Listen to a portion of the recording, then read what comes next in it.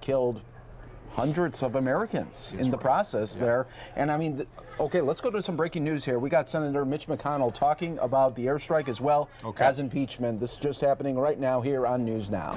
This is a Fox 10 News Alert. Engineer for the world's most active state sponsor of terrorism has been removed from the battlefield at the hand of the United States military. No man alive was more directly responsible for the deaths of more American service members than Qasem Soleimani, the leader of the Quds Force within Iran's Islamic Revolutionary Guard Corps. Soleimani's schemes and his agents killed hundreds of American service members in Iraq and Afghanistan.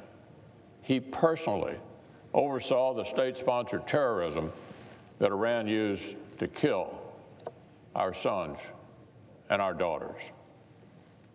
And as we've seen in recent days and weeks, he and his terrorists posed an ongoing and growing threat to American lives and American interests.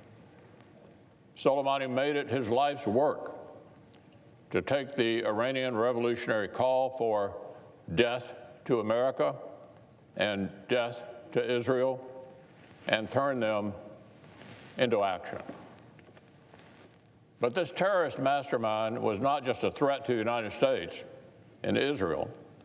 For more than a decade, he masterminded Iran's malevolent and destabilizing work throughout the entire Middle East.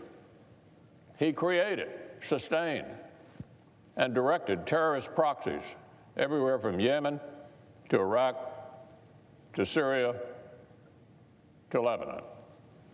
Innocents were killed. These sovereign countries were destabilized. In Syria, this leading terrorist and his agents acted as strategists, enablers, and accomplices to Bashar al-Assad's brutal repression and the slaughter of the Syrian people. In Iraq, his violence expanded Iran's influence at the expense of the Iraqis themselves. His dark, sectarian vision disenfranchised countless Sunni Arabs and paved the way for the rise of ISIS. And with ISIS largely defeated, Soleimani and his agents again turned their sights on controlling the Iraqi people, who through massive protests are rejecting not only a corrupt government, but also Iran's influence over that government. And once again, there were Iran and its proxies facilitating violence against these peaceful protesters. For too long, this evil man operated without constraint, and countless innocents have suffered for it. Now his terrorist leadership has been ended. Now, predictably enough, in this political environment, the operation that led to Soleimani's death may prove controversial or divisive. Although I anticipate and welcome a debate about America's interest in foreign policy in the Middle East, I recommend that all senators wait to review the facts and hear from the administration before passing much public judgment on this operation and its potential consequences. The administration will be briefing staff today on the situation in Iraq. We're working to arrange a classified briefing for all senators early next week.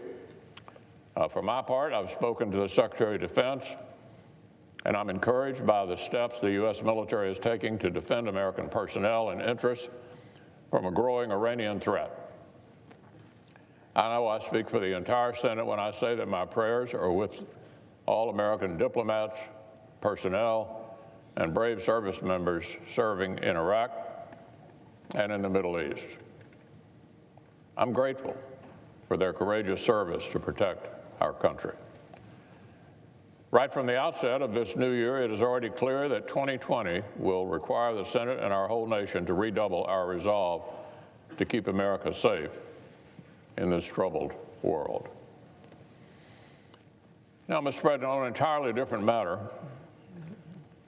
of course, we also anticipate that another totally different, very serious item will be heading the Senate's way soon. The Senate will have to address some of the deepest institutional questions contemplated by our Constitution. We'll have to decide whether we're going to safeguard core governing traditions or let short-term partisan rage overcome them.